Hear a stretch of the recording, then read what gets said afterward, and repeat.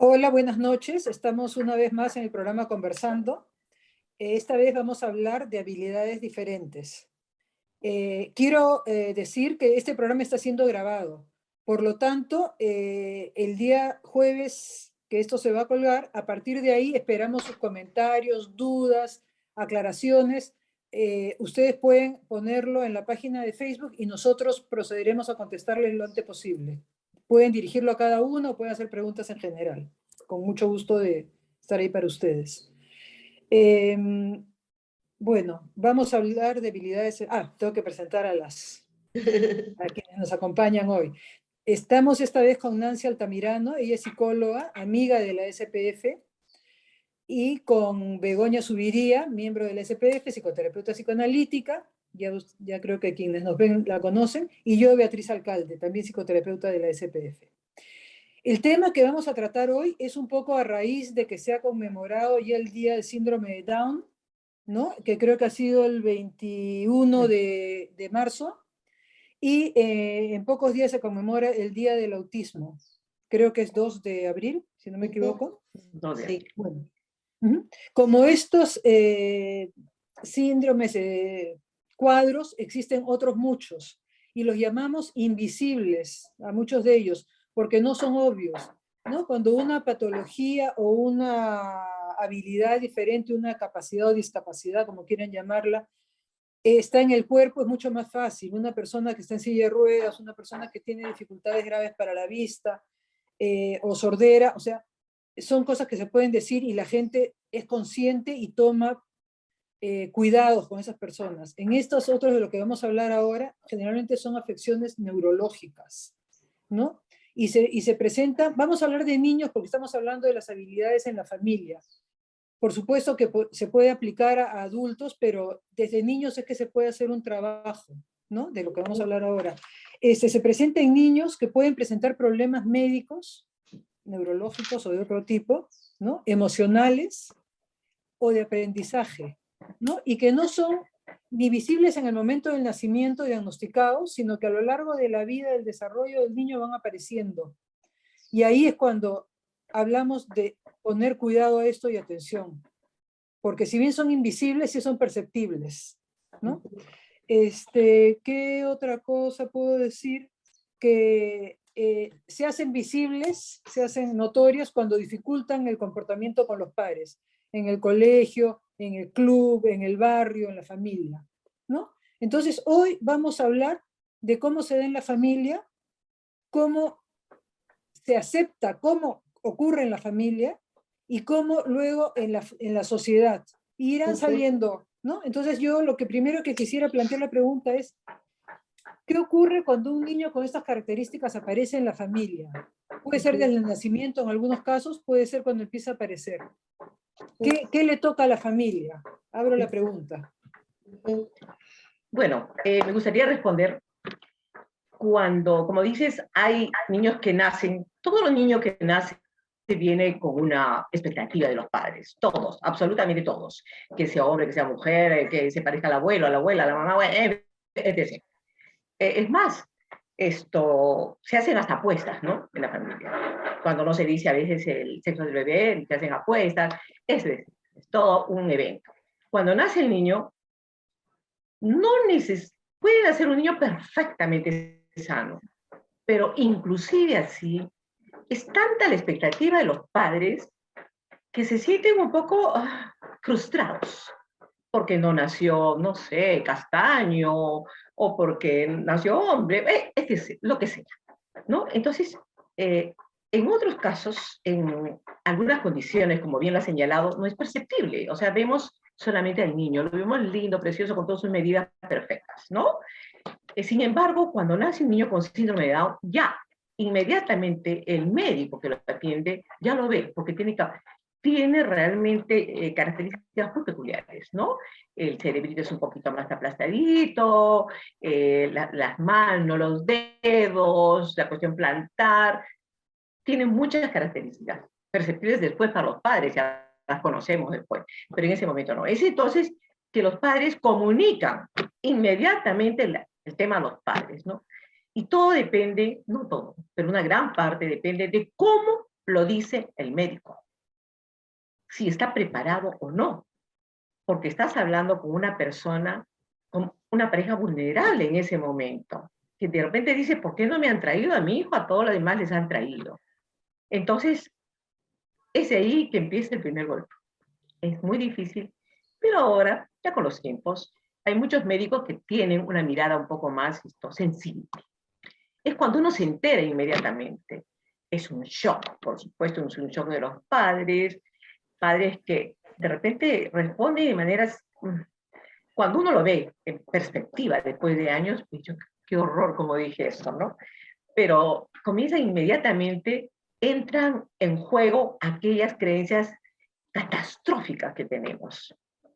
O sea que nunca va a caminar, o sea que nunca va a ser, o sea que yo voy a, toda la vida lo voy a estar, perdón, disculpe, lo voy a estar viendo, lo voy a estar chequeando, voy a estar al tanto de la criatura, ¿no? Entonces, que no es así, pero las tenemos. Entonces, eso hace más difícil aceptar. Pero desde acá, invoco que la aceptación es el primer paso. No hay forma.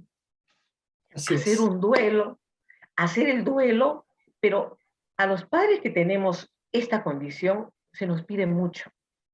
Y es hermoso si podemos acompañarnos la familia, porque tenemos que hacer un duelo así, rapidito, porque tenemos que dejar de mirarnos nosotros con todas nuestras expectativas perdidas, o tal vez, no sé, así, rapidito, para mirar al bebé, a ese bebé que en ese momento es un niño que realmente lo único que espera es amor, la mirada, hacer el vínculo, que se debe hacer con todo niño, ¿no? Entonces, esa es una de las partes más complejas, más difíciles que tienen que pasar los padres. Pero también me imagino lo difícil que debe ser para las mamás de los otros chicos que los tienen como niños regulares, normal, mi hijo está que corre, que salta, se parece al hermanito, todo, y de repente, uy, hay una cosita diferente. Wow. Y decirles eso, ya cuando pasaron 3, 4 años, también debe ser otro gol. Te invito Sí, a ti, precisamente, Begoña, a seguir. Nancy, precisamente quería comentar cómo este espacio de Conversando esta semana nos permite hablar de diferentes características, ¿no? Hemos hablado del síndrome de Down, pero también hay características, como decía Beatriz en la presentación, que no son tan visibles, sino en un primer momento, como tú señalas, Nancy, ¿no? Tenemos el déficit de atención, tenemos la hiperactividad, la impulsividad, diferentes tipos de trastorno en el desarrollo, como se les llama, ¿no? El autismo, ¿no? El síndrome de Tourette, y además lo curioso, lo increíble es que muchos de estos que he mencionado vienen combinados, o sea, el autismo Exacto. puede venir con un cuadro de déficit de atención, ¿no? O Tourette con un tema de impulsividad, ¿no? O no sé, el Asperger con algún tipo también de tics, ¿no? Porque son síndromes, son trastornos en el desarrollo, ¿no?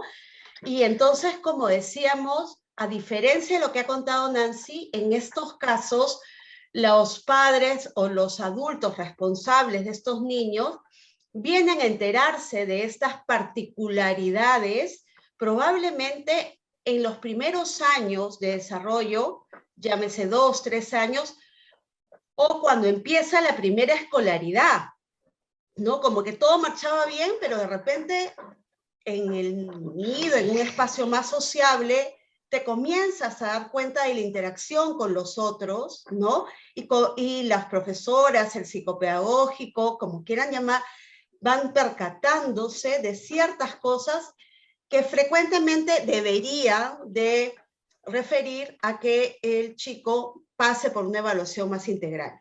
Más que decirle directamente, creo que lo que le queda al profesional, al educador o qué sé yo, es indicarle a los papás o a los adultos a cargo que el chico pueda pasar por una evaluación integral, porque no es solamente una cosa, como les decía hace un rato, no es solamente autismo, es como una combinación. Al ser un síndrome, es como un cóctel de varios, y por eso es que no todos son iguales. No podemos decir tal plantilla para tal, ¿no? Sino que hay que ver particularidades. Y como bien dijo Nancy, esto pasa por hacer un duelo. Y el duelo tiene procesos en cada persona y en cada familia, pero obviamente cualquier duelo, si va a ser pensado principalmente en el chico y vas a mirar principalmente al chico, en la medida de lo posible, los adultos van a pasarlo rápido. Pero ¿de qué depende que lo pasen rápido? Depende también del soporte y sostén que tengas en el entorno más inmediato, depende de la información que te den, ¿no? Como alguna vez escuché, un diagnóstico no tendría que quedarse solamente en una etiqueta, una palabra. Un diagnóstico de parte, como tú comentabas también, Nancy, del profesional del médico, debe ser el primer paso para empezar a hablar de la persona, ¿no? O sea, no es, Asperger, o no es autismo, no, es fulano, ¿no? De tal, con estas características, con esta familia, con estas condiciones, que tiene tales y tales características de este diagnóstico. Creo que esa es la mirada que va a ayudar a que la familia, a que el entorno, a que los padres puedan aceptar, abrazar, como en algún momento decía Beatriz, ¿no? Abrazar esto que está sucediendo, que pudo haber venido también un chico con miopía, o puede haber venido con no sé, dislocación de cadera. Quizás no es lo mismo, quizás va a significar un mayor trabajo de la familia, mayor esfuerzo, mayores sacrificios, pero en la medida en que la familia reciba esta mirada también de acompañamiento y de proceso de aceptación, porque yo no creo en una aceptación que, sí, perfecto, ya, no. No, hay un duelo y hay que hacer el duelo. Eso no es auténtico. No es auténtico. Eso no es auténtico. Eso es resignación. Que luego quiero que tú expliques un poquito lo de resignación, ¿no? Y resignificación, que es tan lindo. Resignación no es lo que hay que tener cuando nos llega un niño así. O sea, yo me refiero, es abrazar, es pensar en el niño, porque las habilidades, hay niños que nacen con habilidades perfectas, correctas, apropiadas, pero las habilidades también se desarrollan en la medida en que nosotros lo miremos como un individuo, confiemos y le demos. A mí me gusta mucho Julio Moreno, este psicoanalista que habla de los niños, y dice, los niños no son un recipiente donde vamos a depositar cosas. Los niños son una cajita, un recipiente donde contiene cosas. Y nuestro papel es ver que esto se desarrolle lo mejor posible. O sea, un niño, por eso, con su etiqueta, la caja no tiene etiqueta. No.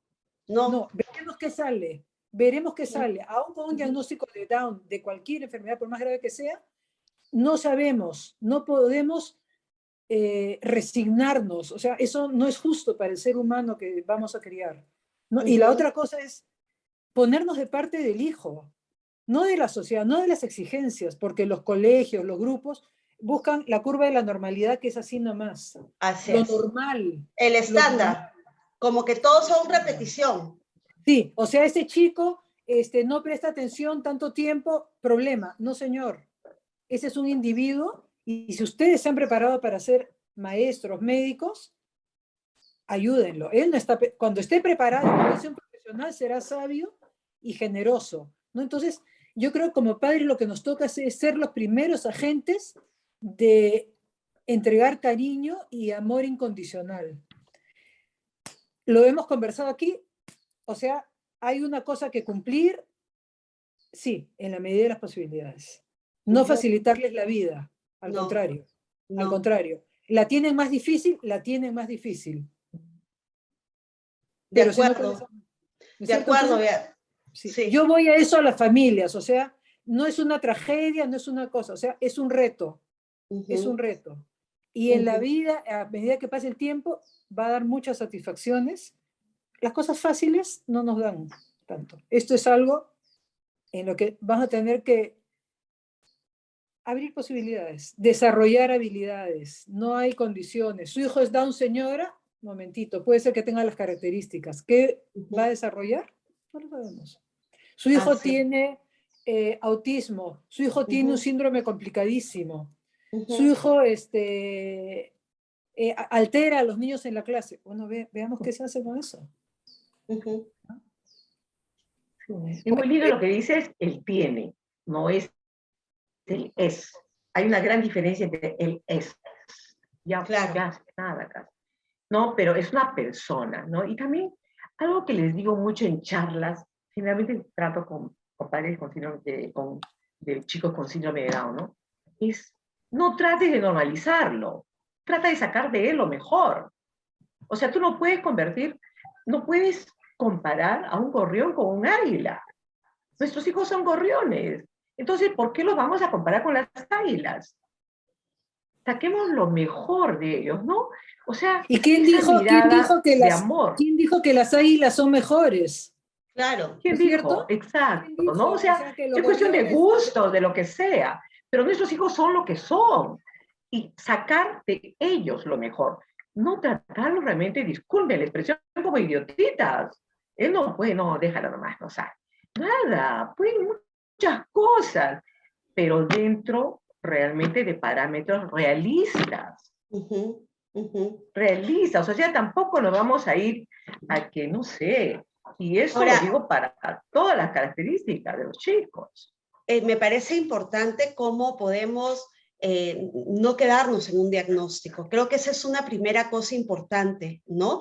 Porque el diagnóstico va a decirte, o sea, yo creo que es importante porque te puede guiar y orientar, ¿no es cierto? En que, por Obvio. ejemplo, el trastorno sensorial, ya, entonces registro que hay trastorno sensorial y cuando esté en crisis voy a tratar de evitarle algunos estímulos si le afectan mucho, ya, en eso sí me parece importante, pero que el diagnóstico sea el destino de mi hijo, y voy a hablar en masculino porque estos trastornos generalmente afectan más a los varones. Así. No es que no hayan en mujeres, pero más frecuentemente se ven varones.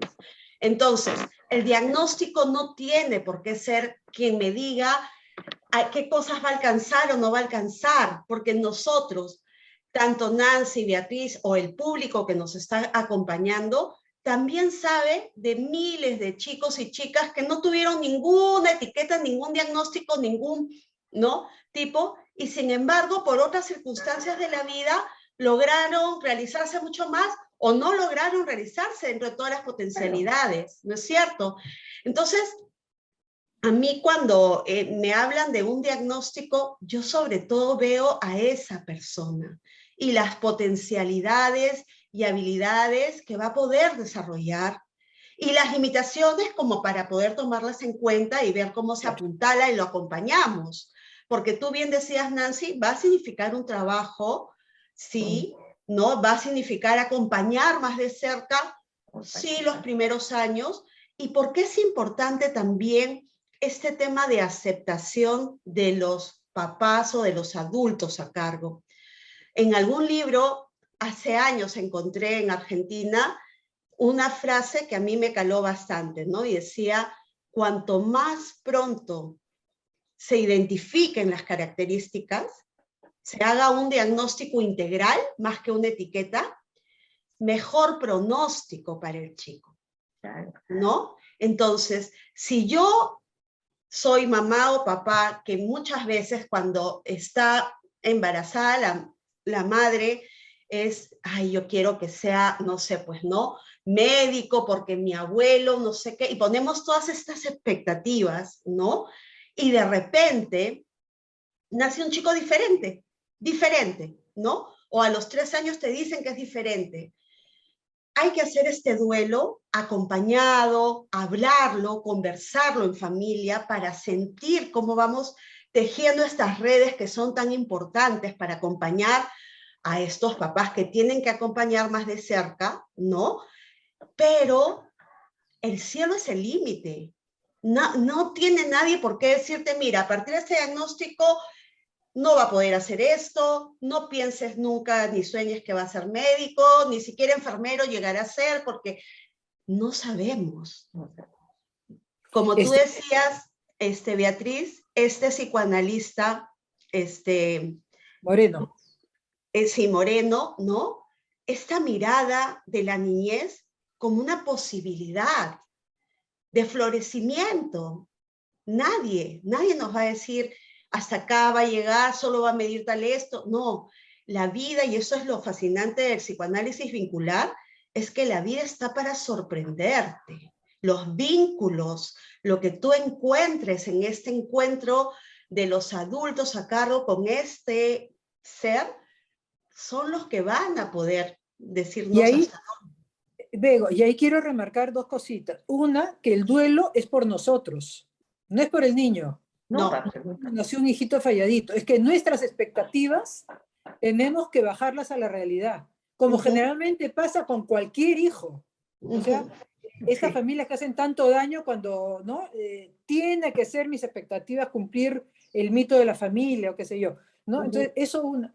Y la otra, creo que, bueno, se me fue ahorita, me va a volver. Pero lo importante, los vínculos en la familia, porque son los vínculos los que alimentan, los vínculos son los que van a transmitir, ¿no? Y es bien importante ahí, cuando hablamos de aceptación, que los padres entiendan bien, que aceptación no es decir, ah, mi hijo es así, por lo tanto yo lo aparto y lo cuido, ¿no? Y lo pongo en una urna y ya pues, si el niño tiene, porque son cosas tan sencillas, pueden sonar tan sencillas, como puede ser dificultades para organizarse, dificultades para moverse, o sea, el motor grueso mal. Entonces, no, que él no haga ningún tipo de deporte, que él no se junte con los amigos porque los golpea. O sea, no, eso no es aceptación. Eso no es aceptación. No, como en algún o sea, hay casos extremos en que al hijo casi lo guardan, ¿no? Lo mandan fuera. Yo alguna vez escuché de una familia en que este niño venía a ser tratado y los padres no, los padres le habían entregado a un señor que tenía mejor situación para que él lo cuidara. O sea, eso es mejor situación que ser padres, o sea, ¿no? Entonces, bueno, quería hacer énfasis en eso, ¿no? Que aceptación es realmente ser lo que debe ser la familia, un soporte, una net de contención, un recipiente para que esta plantita, hijo, dé lo que pueda. Y pasa por la mirada del padre. Ocurre mucho en las familias que cuando, y pasa más, y ahí voy a decirlo, muchas veces con los padres, los hombres, ¿no? Que cuando el hijo empieza a fallar en el colegio, el hijo empieza a no ser buen deportista, hay como un rechazo. Mucho cariño, pero ¿para qué voy a ir a verte a las actuaciones? O sea, eso es lo que hay que tratar. O sea, quien tenga esto en su familia, quien se siente identificado, llévenlo a terapia de familia, llévenlo a grupos de apoyo. Hay grupos de apoyo para cada síndrome o cada característica, Sí, lo claro. saben. Y es importante que vayan papá y mamá, que conversen, que se abran, ¿no? Eso quería remarcar. Bueno, y lo otro, no sé si está por aquí, es, bueno, hacia adentro de la familia. Papá, sí, mamá. quería un poquito, antes hablar esto que me pediste entre resignarse y resignificar, ¿no? Que justo conversando, Nancy justo me había pedido que lo aclare un poco más, pero ella misma me ponía el ejemplo de su hijo y cómo ella lo miraba con todo su potencialidad y con todo su amor, ¿no? Y de eso se trata. Parte de las etapas del duelo, una de las etapas es resignarse, pero yo comentaba un poco la importancia de darle la vuelta a esta palabra de resignarse, porque resignarse es como, bueno, así nomás será, ¿no? O sea, con esta, ¿no? Con este problema, con esta falla, esto es lo que me tocó la mitad de la ración, me resignaré. No, la idea es no resignarse, sino resignificar, ¿no? Este chico no es que vino con la mitad de la ración, no es que vino incompleto, no, vino con otras características, con otras potencialidades, ¿no? Entonces, sí va a significar un gran reto para, siempre digo, para los adultos que estén en su entorno, papá, mamá, maestro, psicólogo, terapeuta, lo que sea, ¿no? Va a ser un gran reto, pero si estamos sostenidos, el reto pasa. Y lo que aprenden y avanzan, que era lo que decía Beatriz de lo fácil, bueno, ¿no? Acá es el reto de que ellos van avanzando y lo satisfactorio que es ver cómo van avanzando a partir de que uno puede hacer esta resignificación. O sea, sí, pues este chico tiene esas limitaciones, pero tiene, por ejemplo, voy a hablar por ejemplo, de chicos con déficit de atención, ¿no? Pueden ser súper creativos, muy, si quieres, sensorialmente muy agudos. Hay chicos con autismo que tienen una capacidad para los idiomas y para las matemáticas o para todo lo visual increíble. Entonces, poniendo el ejemplo de Nancy, por ejemplo, que decía entre el águila y el halcón, de repente ni siquiera son águilas, de repente ni siquiera son halcón, o lo que sea. Que nos sorprendan, qué pueden ser, sabrá Dios, ¿cómo le podemos decir, cómo voy a saber yo qué vas a lograr ser? ¿No? Estoy acá para darte las herramientas, estaremos para apoyarte, para sostenerte. Esa es la actitud, esa es la actitud. Pero tú haz tu vida o sea, la autonomía es súper importante. Cuando tú decías, Beatriz, sí, vamos a ponerles límites, claro que sí, pero no vamos a mirarlo menos, no vamos a rebajar. Límites, pero no limitarlo. Así es. Nunca mirar con pena. Tienen habilidades, tienen posibilidades. Que no sea fácil verlas de repente en un momento que la sociedad no apoye, eso es otra cosa, pero las tienen. Entonces totalmente. Es apostar, ¿no? Exacto. Y Beatriz, hay algo. Tú dices justamente mirarlos. Pero ¿cómo es la mirada? Solamente si lo aceptamos, claro, realmente de corazón, de cerebro, de todo, lo aceptamos, nuestra mirada va a ser distinta. Lo vamos a mirar a él, mirarlo, ¿no? O sea, mirar sus capacidades, mirar, y justamente así lo vamos a presentar al mundo, así vamos a hablar de él, así le vamos a decir a los hermanos, así le vamos a decir a los demás. Pero si yo voy a ir con mi cara, pues qué pena, me nace un niño con síndrome, ¿no? Es terrible. Entonces, pero la mirada es eso, aceptación. Y es la única cosa con la que le presento. Yo les comentaba que tenía a mi hija menor, un año le invitaban a fiestas de cumpleaños, y a mí me llamaba la mamá y decía, ¿lo puedo llevar también a mi Friedrich? Claro, tráelo. Bueno, pues lo llevaba. Pero siempre le dije a mi hijo, eres guapísimo, eres un churro y eres un chico inteligente. Eres inteligente, eres un churro. Sí, mami. Fue a la fiesta, 3 años, entonces el payaso dijo, bueno, que venga el niño más inteligente a la fiesta. Nadie se paró, mi hijo dijo, yo, se fue adelante. Ahí estaba tu mirada, pues, o sea, esa era la mirada. Y si yo a su mamá le he dicho eso, que soy su figura principal, si soy su figura de apego, le digo eso, entonces, obvio, no le miento. Entonces, él acepta, introyecta y se ve así. Claro. Pero si yo lo voy a mirar y decir, y esto aclaremos que sirve para todos los hijos, los más perfectos, para todos, los que vienen absolutamente. A precioso, para cualquier ser humano, hasta para un gatito, perrito, cualquier mamífero. O sea, la mirada es que sí, la contención, el saber que están contenidos, ¿no? Entonces, totalmente. Bueno, en la casa lo podemos lograr, no es fácil. No es fácil porque todos tenemos nuestras historias, nuestras expectativas. No es fácil, pero se logra en la casa. Y hacia afuera, barrio, colegio, club, familia extendida. En la casa, yo creo, como decía hace un rato, que es muy importante el acompañamiento y el sostenimiento, ¿no? Si hay una pareja, ¿no? Que también puede tener esta misma mirada, porque se necesita que los padres, que el entorno más cercano tenga esta mirada que comentaba Nancy, que describe también, que no son solo las palabras, sino es que él realmente se siente mirado así, ¿no? Entonces, eso creo que es muy importante, ¿no? Porque el sostenimiento a quien lo acompaña, ¿no? Es importante, ¿no? Entonces, yo me acuerdo que había momentos en que yo salía con mis amigas y a mi hijo le costaba, ¿no? Entender, era pequeño todavía, pero mi familia sabía que era importante que yo también me distrajera, que yo también tuviera un espacio, ¿no? De ser yo misma, de disfrute, ¿no? De realimentarme, porque es necesario alimentarse desde otros espacios, ¿no? Claro. Entonces, ¿quién cuida a la mamá, no? ¿Quién cuida al cuidador? Claro, ¿no? Exacto. Entonces, Me acuerdo que el psicólogo, cuando era pequeño, decía, mira, que tú te vas a trabajar, viajas, todo, 21 días llegas, y que ella salga con sus amigos, se vaya a comer, se vaya a la peluquería. Es importante que tengamos el espacio con la organización, con las amigas, con la vecina, con quien sea, para alimentarnos nosotros en un tiempo.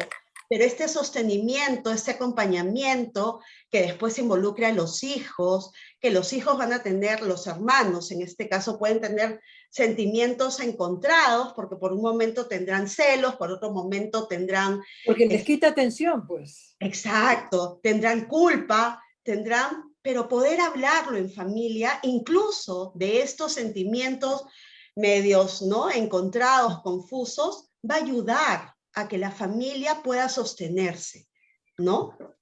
Ahí es donde yo hablo de la sociedad y de la familia extendida, ¿no? Porque qué importante, por ejemplo, para las parejas, que hayan grupos donde se pueda hablar de todo esto con semejantes, con gente que está pasando lo mismo y que de repente ya pasó a lo que uno recién está entrando, ¿no? O gente que no lo ha logrado y que ahí, o sea, no se lo está diciendo un experto, se lo está diciendo uno que vivió lo mismo.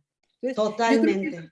Muy importante, y eso sí es que, como decías tú, Nancy, el otro día que me encantó, si no existe, se crea, pues, ¿no?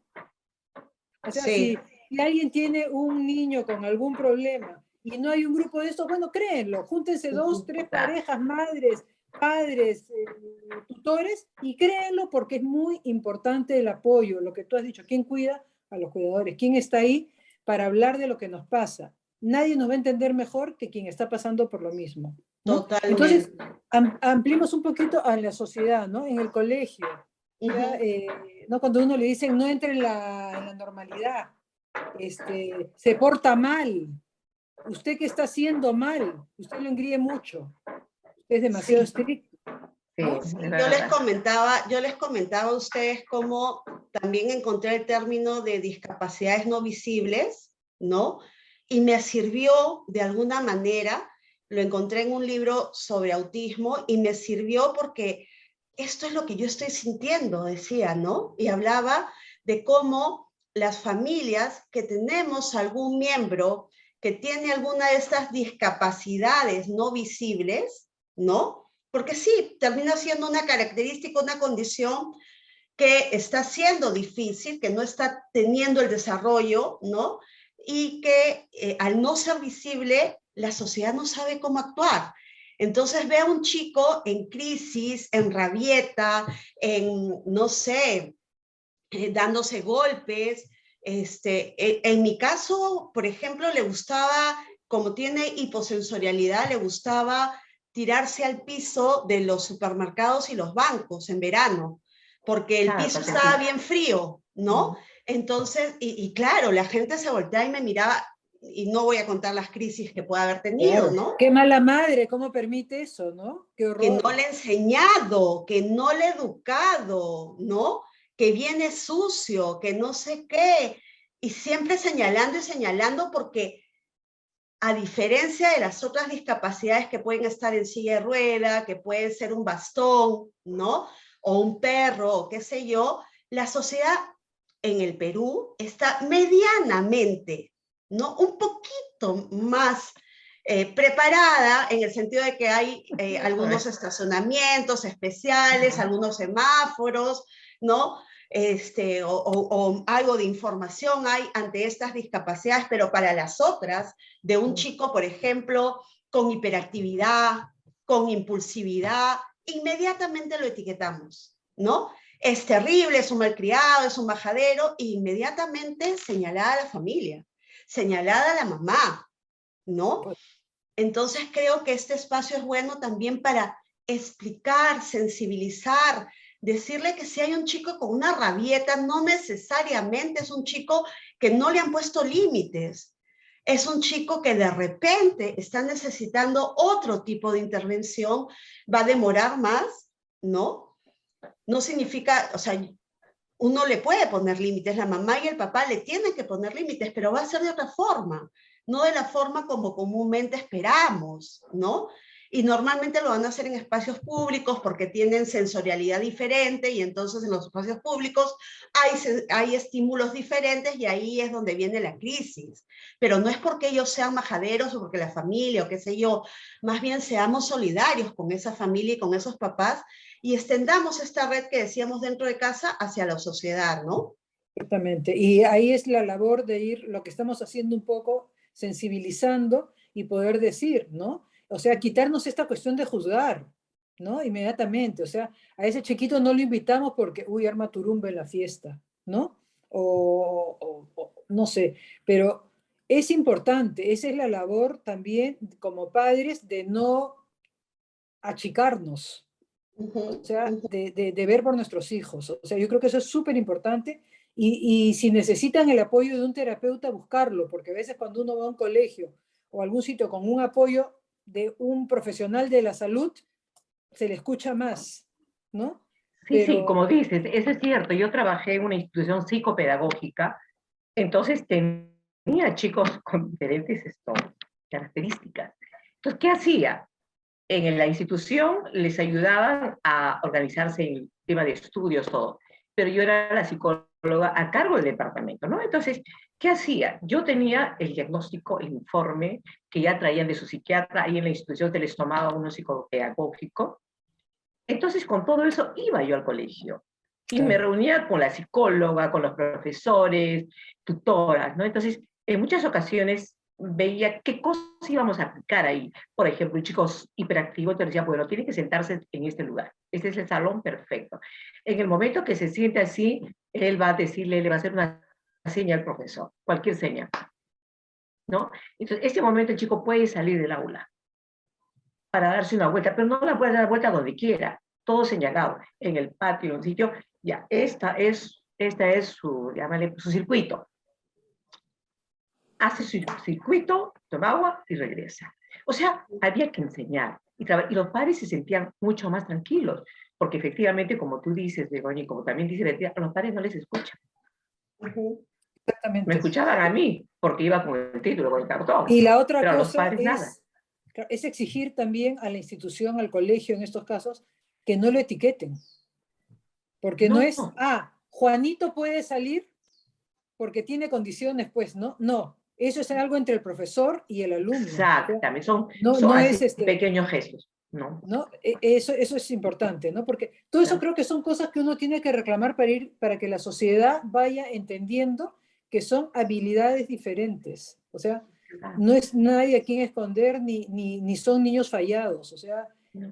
hay tanta gente con reales fallas que anda circulando como normal que, por Dios, o sea, ¿no? Entonces, bueno, a ver, Yo, una cosa que me parece importante es también ver esta posibilidad de en algún momento informarle a los hijos de su diagnóstico, ¿no? sí, Y bueno, yo estaba escribiendo un poco en base a mi experiencia y una de las cosas que yo señalo es que cuando los chicos comienzan a hacer preguntas, ¿no? Sobre algo que está pasando, es el momento en que ya están preparados para que les digas y les converses.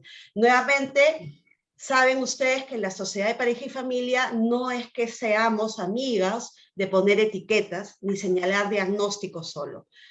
La posibilidad de hablar con tu hijo o hija, porque en mi caso, por ejemplo, me decía, no tengo amigos, ya no tengo amigos, ya nadie quiere jugar No. conmigo, ya no sé qué, no sé. Entonces, a mí me dio pie para conversar, porque me traía él algo de su realidad, que él ya se estaba percatando, de que algo pasaba con él, ¿no? claro. Entonces le dije, mira, la amistad es un asunto de dos personas, ¿no? A ver, veamos desde tu lado qué pasa desde el otro lado, y comenzamos a hablar y a conversar, y le dije, mira, ¿te acuerdas que a ti te gustan mucho los números y que la música?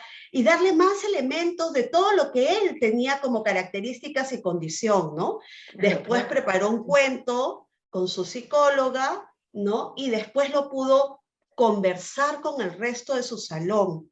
No para etiquetarlo nuevamente, sino Ujú. para poder entender por qué él cogía el brazo, por qué, no sé, a veces entraba en crisis, o por qué en el salón a veces le permitían salir para que escuche música, ¿no?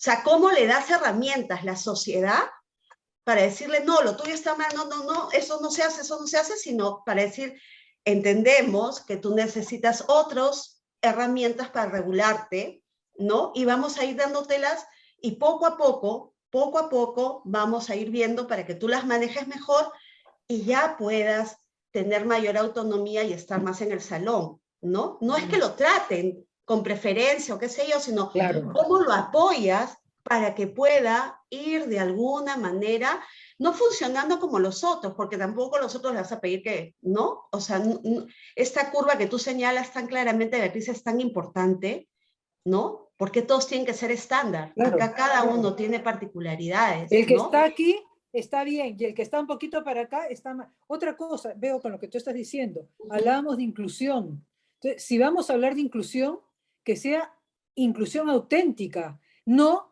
el examen más fácil, o si no, tú puedes salir de la clase, pero yo no me percato si, oye, ya estás saliendo de la clase porque te estás aprovechando, ¿no? Porque tengo que educarlo igual, es un trabajo extra, ¿no? Pero claro, porque muchos de estos niños también se pueden empezar a valer, ya tengo permiso para sí. salir.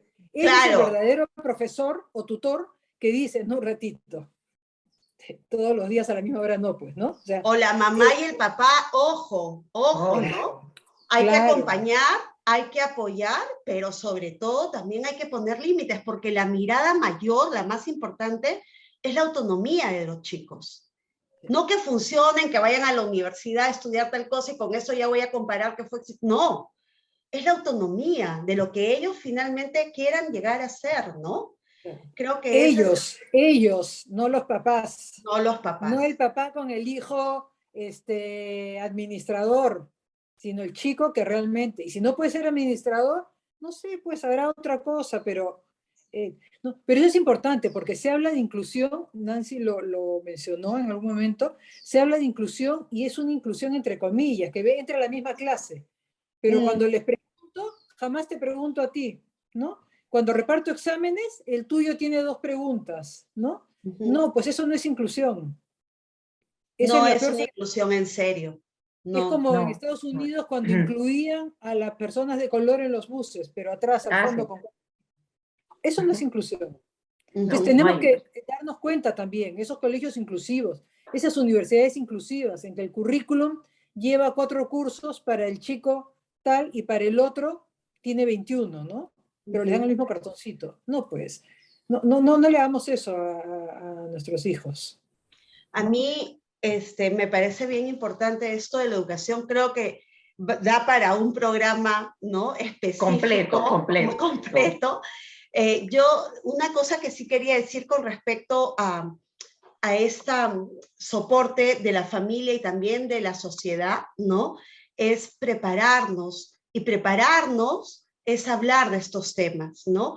Yo tengo una amiga muy, muy cercana, muy querida, de hecho es madrina y yo soy madrina de su hija, y un día vino y me dijo, hemos hablado con tal otra amiga de la paciencia que tú tienes, y yo le dije, ¿yo? No, yo no soy la Madre Teresa de Calcuta, no. Y me dijo, no, de verdad que tienes una paciencia. Entonces me quedé pensando, porque es alguien que de verdad me conoce y no me está diciendo las cosas porque sí, ¿no? Entonces me quedé pensando en lo que me decía y le dije, debe ser porque fulano hace que salga lo mejor de mí, mi mejor versión. Y yo creo que hablar de estos temas, como en este espacio, donde además ha habido tanta transparencia de parte de las 3 de hablar de situaciones vividas, es intentar que la sociedad también saque lo mejor de ella para estos y para todos los chicos, porque como dijo Beatriz, eso que estamos hablando es válido para cualquier niño. Cualquier niña, ¿no? Quiero acotar una cosa a eso, que sí, digo, saca la paciencia, saca lo mejor de ti, pero ese niño va a poder sacar lo mejor en la medida en que él se sienta seguro de sí mismo y pueda decir sus cosas. Totalmente. En que el día que él hace una rabieta, pueda decir, mamá, no me podía controlar, ¿no? Y no sea una madre que le diga, ¿cómo es posible? Me has avergonzado, ¿qué es esto? ¿no? Entonces, eso es un aprendizaje para las madres, para los padres, para los profesores. O sea, que el niño pueda mostrar lo que está ocurriendo, ¿no? Sí. Eso es. Yo creo que ser mamá, Beatriz, Nancy, y sobre todo con chicos de esas características, por decirlo, es movernos de este lado narcisista, ¿no? Es, De esta posición, a veces de mamá o de papá, en donde él va a hacer los sueños que yo quería, ¿no? Y el nombre y el apellido, ¿no? Y tal profesión, o no sé, ¿no? O fútbol, o lo que sea, ¿no? O sea, ellos están para escribir su propia historia, como la quieran escribir. Y ningún diagnóstico, ningún profesional debe ser una limitante de hasta dónde va a crecer o dónde va a llegar. El soporte con reglas claras creo que es la mayor recomendación que podemos. exactamente. Y yo quiero decir, ya casi para ir terminando, que en lo que hemos visto, en la experiencia que tenemos, aquellos niños que han sido acogidos, entendidos, a quienes se les ha dicho lo que les ocurre, que ese niño, en mi experiencia, que un día pueda dictar una charla y explicar qué es lo que tiene, qué es, y cómo funciona y qué necesitan, o sea, eso es la gente que llega lejos, esa es la gente, y lejos no significa 2000 kilómetros ni 20, llega lejos en sus posibilidades, en sus Totalmente. habilidades. Entonces, pero es eso, es la comprensión y es el darle su lugar. Si tú te han dado una etiqueta, yo te voy a explicar qué significa esa etiqueta y después la votamos. O sea, y después, Así es. ¿cierto? Pero porque tienes que saber que esa etiqueta la han puesto por ahí, ¿no? Claro. Es que todos los seres humanos tenemos que saber cómo somos, aceptarnos. Exactamente, De pero ahí ese parte criterio de para realidad, todo. Exacto, es criterio tu de criterio de realidad. realidad. Mucha No renuncia estamos a tu viviendo, fantasía para ver la realidad. Uh-huh. o sea, Discriminas. este Fantasía, niño, realidad. Es mi expectativa, no necesariamente tú la vas a cumplir, pero la expectativa es mía, ¿no? Uh-huh. exactamente, o sea, tú vas a poder hacer y yo estoy acá para apoyarte. Entonces, Exacto. queríamos terminar, lo habíamos comentado, con un mensaje de esperanza. Esto no es para niños, no, esto es justamente para cualquier niño. Los que tienen habilidades especiales las tienen, muchos las tienen y no se dieron cuenta porque lo pusieron en la norma y todos Uh-huh. estuvieron cortados al ras y de repente alguna cosa maravillosa que tenían no floreció. Entonces, que, o sea, seamos padres, reconozcamos a nuestros hijos, abracémoslo y busquemos ayuda, porque sí, o sea, hay gente que lo estudia y para eso, no para esos casos específicos, pero quiero de todos modos decir que la Sociedad de Pareja y Familia tiene el equipo de atención terapéutica y tiene otros dispositivos de ayuda psicológica, psiquiátrica también ahora. No somos psiquiatras, pero tenemos una red y que pueden llamar al número de la institución o escribir por el Facebook y con mucho gusto nuestra red de profesionales los puede atender y orientar. Quedamos a la expectativa de sus preguntas, escríbanlas por favor, con mucho gusto, cualquiera de nosotras tres o las tres les contestamos, ¿no? Muchas gracias, Nancy, muchas gracias, Bego. Un gusto como siempre. A ti por la Gracias. invitación, Beatriz. Gracias. Gracias, gracias.